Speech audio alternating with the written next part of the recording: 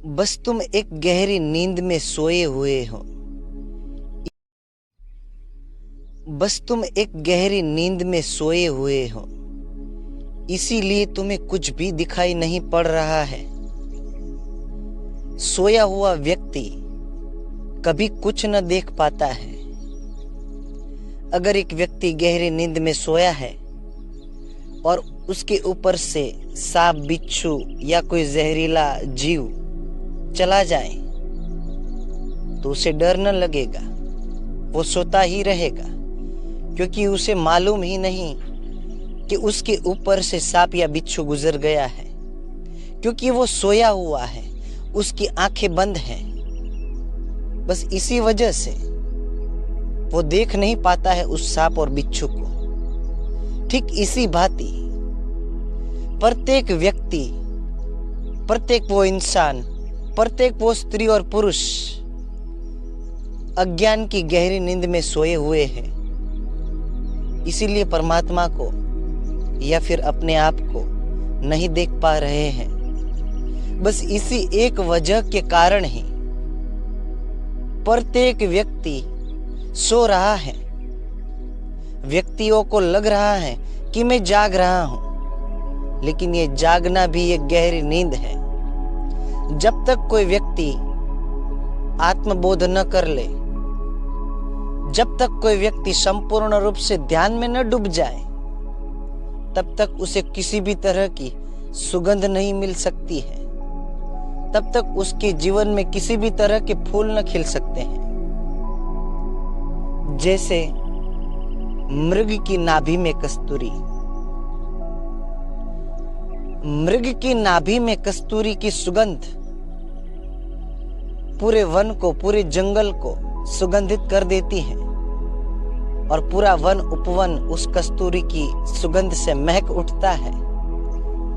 लेकिन उस मृग को ही पता नहीं कि उसकी नाभि में इतनी अलौकिक और अद्भुत सुगंध का प्रवाह हो रहा है।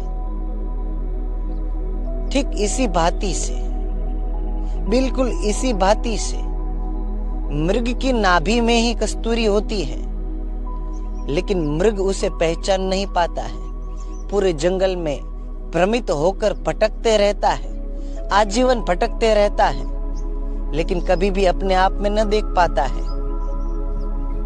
कहा गया है एक साखी में, कस्तूरी कुंडल बसे मृग ढूंढे बन माही, ऐसे घट राम बसे यह दुनिया जानत नहीं। जैसे मृग की नाभि में कस्तूरी की सुगंध इतनी गंभीर, गहरी और सुशोभित,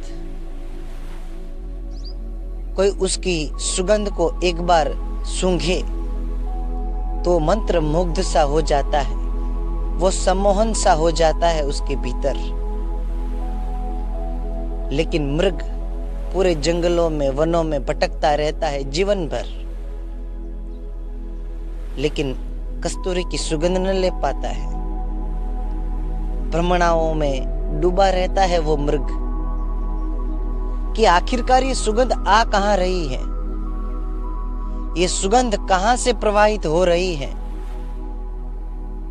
पूरे जीवन काल में वो मृग ढूंढते रहता है उस सुगंध को, लेकिन पा न सकता है। कहां से पाएगा? बाहर उसने पूरी जीवो जान लगा दी कस्तूरी को ढूंढने में, लेकिन भीतर कुछ न देखा, अपने शरीर में नजर न की उसने। सारा जीवन वो कस्तूरी को ढूंढता रहता है, लेकिन मिलेगा कहां से उसे? कस्तूरी तो उसके शरीर में, उसकी नाभि में है और वो बाहर ढूंढ रहा है, तो क्या खाक कस्तूरी मिलेगी उसे? ठीक इसी तरह से प्रत्येक मनुष्य के घट में राम बसा है, लेकिन ये दुनिया नहीं जानती है। मनुष्य परमात्मा को पाने के लिए इधर उधर भटकते रहता है। कभी मंदिर में भटकता है तो कभी नालों में भटकते रहता है, कभी गिरजा घरों में तो कभी जंगलों में ढूंढता रहता है, लेकिन परमात्मा उसे कहीं नहीं मिलते हैं। परमात्मा कहां से मिलेंगे बाहर? परमात्मा तो भीतर विराजमान है। परमात्मा ये 12 द्वार के भीतर ही है, बाहर कहीं नहीं है। परमात्मा मनुष्य के भीतर बैठा है, मंदिरों में नहीं। आगे के ऋषि मुनियों ने जिस मंदिर की व्याख्या की थी, वो मंदिर कोई बाहर ईंट पत्थर का नहीं, लेकिन इस मनुष्य के शरीर को मंदिर कहा गया है। 12 द्वार का सार मंदिर रचा हुआ है। ऋषि मुनियों ने इस मंदिर की बात कही गई थी। ये बाहर के मंदिर की व्याख्या नहीं की थी। ऋषि मुनियों ने वर्णन इस शरीर के मंदिर का किया था, कोई बाहर का नहीं। इस शरीर में ही परमात्मा विराजमान है, इस शरीर में ही आत्मा विराजमान है। जो भी है भीतर है, बाहर कुछ नहीं है। बाहर की सारी तलाश व्यर्थ है। बाहर की सारी खोजे, सारे प्रयोग व्यर्थ है, क्योंकि प्रयोग और खोज भीतर ही होनी चाहिए, क्योंकि भीतर ही बैठा है परमात्मा, भीतर ही बैठा है आत्मा, और कहीं नहीं। वरना मृग की तरह भटकते रहोगे सारे जीवन काल में। सारे जीवन भर तुम ऐसे ही मृग के तरह भटकते रहोगे, लेकिन सुगंध न मिलेगी तुम्हें कस्तूरी की। अगर सुगंध पानी है कस्तूरी की, तो देखो, जागो, जाग कर देखो नाभि में, क्योंकि नाभि से ही आत्मा है और नाभि में ही परमात्मा है, और कहीं नहीं। परमात्मा और स्वयं को पाने के लिए सबसे बड़ा मंत्र एक ही है, वो है श्वास। एक छोटा सा प्रयोग है।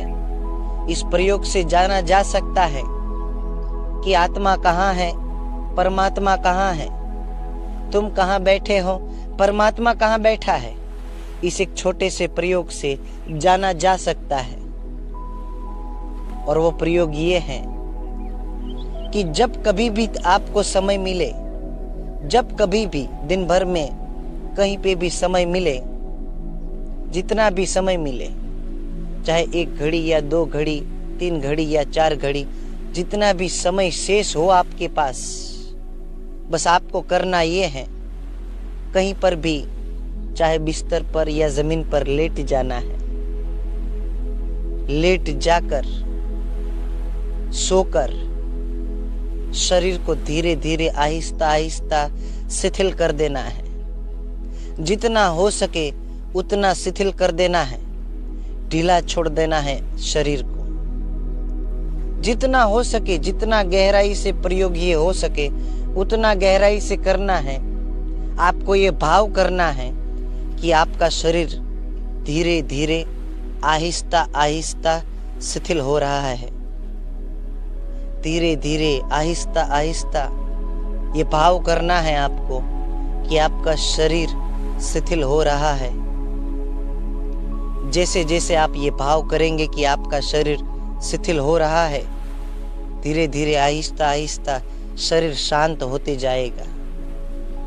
जैसे जैसे शरीर आपका शांत हो, वैसे वैसे आपको भाव करना है कि आपकी श्वास धीरे धीरे आहिस्ता आहिस्ता शिथिल हो रही है, शांत हो रही है।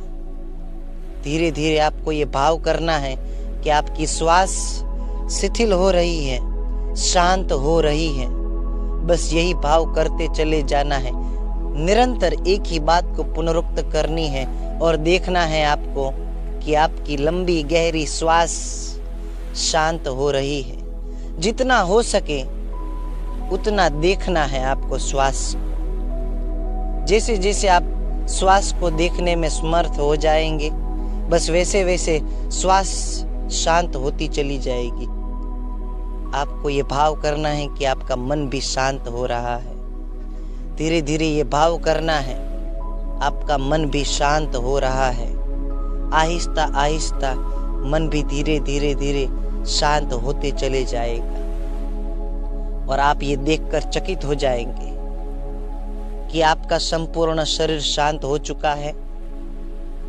आपका संपूर्ण शरीर में जो श्वास चल रही थी वो भी शिथिल हो गई है और आपका सोच विचार करने वाला मन भी निर्विचार हो गया है, विचार शून्य हो गया है।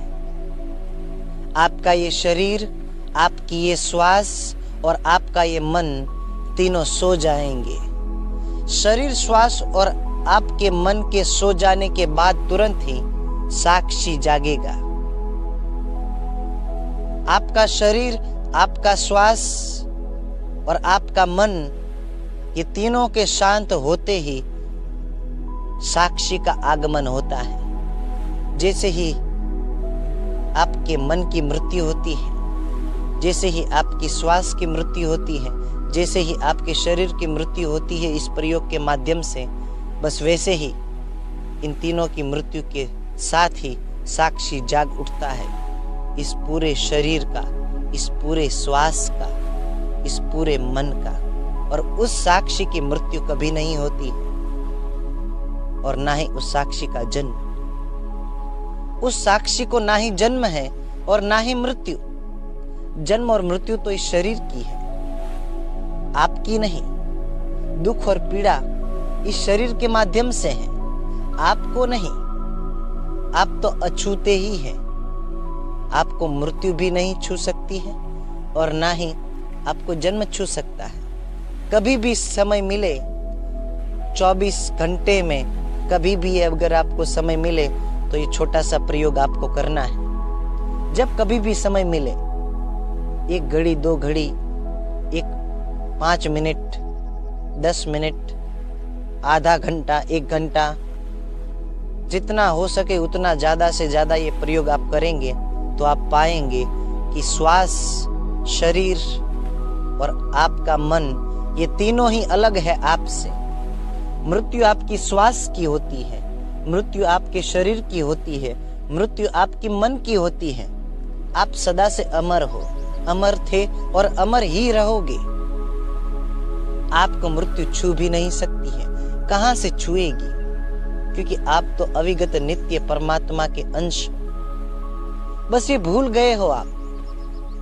बस इस ध्यान की विधि से आपको ये याद करना है कि आप अलग हो। शरीर अलग है, श्वास अलग है, आप अलग हो, मन अलग है, आप अलग हो।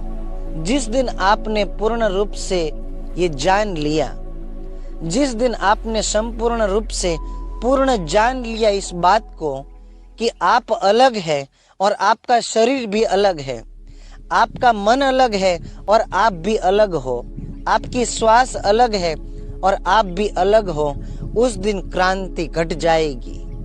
उस दिन महाविस्फोट होगा आपके जीवन में। उस दिन महाजीवन को आप उपलब्ध हो जाओगे। जैसे बुद्ध हुए थे, कबीर हुए थे, मीरा हुई थी, गुरु नानक हुए थे, रैदास हुए थे। ये सारे महापुरुष बस इसी साक्षी भाव से ही हुए थे। कभी भी समय मिले आपको ये छोटा सा प्रयोग करना है, भूलना नहीं है।